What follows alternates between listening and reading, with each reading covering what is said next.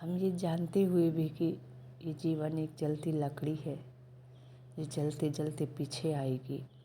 आज मेरी बारी तो कल आपकी आएगी। फिर भी हम किसी को बोलने के लिए पीछे नहीं हटते।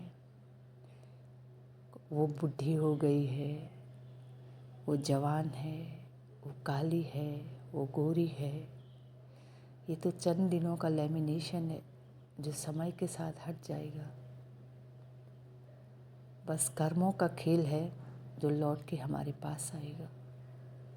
इसीलिए अच्छा बोलो और अच्छा सोचो और आगे बढ़ो।